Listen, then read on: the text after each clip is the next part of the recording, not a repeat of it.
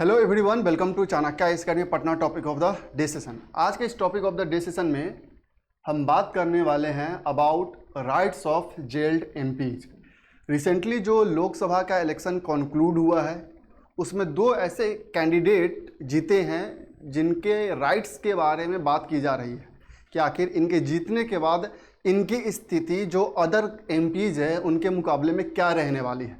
आज के सेशन में हम देखेंगे कि जो वैसे एमपीज जो इलेक्ट हुए हैं जो कि अभी जेल्ड में हैं उनके क्या राइट्स है, उन पे क्या कॉन्स्टिट्यूशनल प्रोविजन है, क्या उनके लीगल मैंडेट्स हैं। इन तमाम बातों का आज के सेशन में हम डिस्कशन करेंगे। सो रिसेंटली जो 18th लोकसभा इलेक्शन कंक्लूड हुआ है उसमें दो ऐसे लोग जीते हैं इलेक्शन लोकसभा का जो कि अभी जेल में है। वो है अमृतपाल सिंह और इंजीनियर राशिद जो फिलहाल अभी जेल में है। So, in the recently concluded Lok Sabha election, the victory of two candidates serving prison sentences or terror charges has raised question about their ability to take oath and function as the legislators।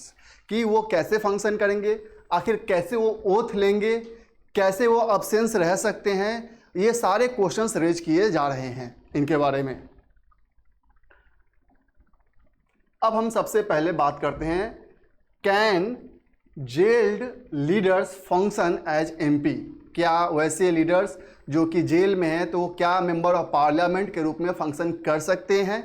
तो सबसे पहले अगर हम legal framework, legal mandate की बात करते हैं इसके रिगार्डिंग, तो section 8 clause 3 of representation of people's act 1951, RP act 1951 का जो सेक्शन 8 है उसका जो क्लॉज 3 है, that disqualifies MPs if they are convicted of any offense and sentenced to imprisonment for not less than 2 years।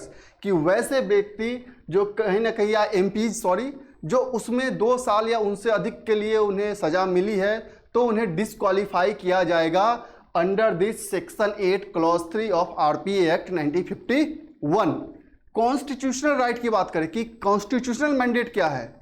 Despite being in prison, jailed leaders have the constitutional right to take oath as the members of parliament। कि वो members of parliament के रूप में oath ले सकते हैं, कुछ process follow करने होंगे, अदरवाइज वो ओथ ले सकते हैं। टेम्परेरी बेल, अब उन्हें मान लीजिए ओथ सेरेमनी चल रहा है और उन्हें ओथ लेने आना है, so jailed leaders can seek temporary bail और custody to attend the oath taking ceremony and perform other ancillary function as the MP. कि वो टेम्परेरी बेल पे वो बाहर आ सकते हैं, कस्टडी में कह सकते हैं कि वो आके यहाँ पे जो जिस समय ओथ टेकिंग सेरेमनी चल रहा होगा वो आके ओथ ले सकते हैं। ये कुछ बेसिकली मैंडेट्स हैं regarding rights of jailed MPs. अब हम बात करेंगे rights of MPs if arrested, कि अगर वो अरेस्ट हुए हैं तब क्या स्थिति बनती है।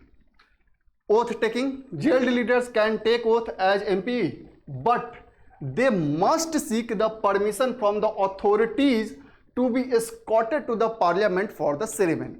कि अगर उन्हें टेम्परेरी बेल मिल भी जाता है तो जो ऑथोराइज्ड अथॉरिटीज होंगे उनसे परमिशन लेना होगा, और ताकि जो पार्लियामेंट्री जो ओथ टेकिंग सेरेमनी जहां पे चल रहा होगा वहां पे उनको प्रेजेंट किया जाए ताकि वो ओथ ले सके। इनएबिलिटी टू अटेंड प्रोसीडिंग्स, अब ओथ ले लिया टेम्परेरी बेल पे, लेकिन कैसे प्रोसीडिंग्स को वो अटेंड करेंगे। तो प्रोसीडिंग्स को अगर अटेंड नहीं कर सकते हैं तो उन्हें इंफॉर्मेशन देना पड़ेगा स्पीकर को regarding this. After taking the oath they must inform the speaker in writing about their inability to attend the house proceedings. कि वो हाउस के प्रोसीडिंग्स को अटेंड नहीं कर सकते, ये उनको राइटिंग में लिखित में देना पड़ेगा to the speaker of Lok Sabha. Otherwise जो प्रोविजन है कि अगर 60 डेज तक कंटिन्यू कोई एमपी जो है वो अटेंड नहीं करता हाउस तो उस सीट को वो वैकेंट माना जाएगा। तो पहले उन्हें प्रायर इंफॉर्मेशन देना पड़ेगा कि वो क्यों नहीं अटेंड कर सकते हैं हाउस के प्रोसीडिंग्स को।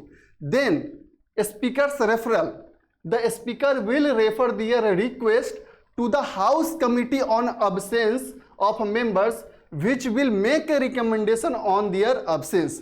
देन स्पीकर जो है उस राइटिंग में जो लिखित में उन्हें मिला है वह रेफर करेंगे to the house committee on absence of members, जो ये डिसाइड करती है कि कोई भी मेंबर कितने दिन से कब तक अब्सेंट रहा है, उसके बेसिस पे उसे वैकेंट किया जाए या क्या करना है वो डिसाइड करती है।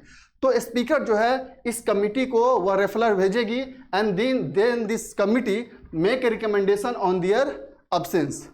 अब अगर अरेस्ट होने के बाद उनका कन्विक्शन दोष सिद्ध ही हो जाता है तब क्या स्थिति आएगी? Conviction and disqualification. If convicted and sentenced to a minimum of 2 years in prison, they will immediately lose their seats in the Lok Sabha.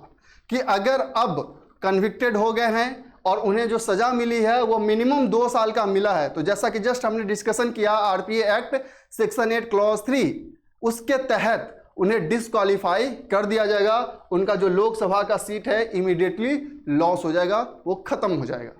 तो ये कुछ बेसिकली राइट्स है जो कि जेल्ड एमपीज, अगर कोई एमपी जेल्ड में है उसके रिगार्डिंग बात करता है।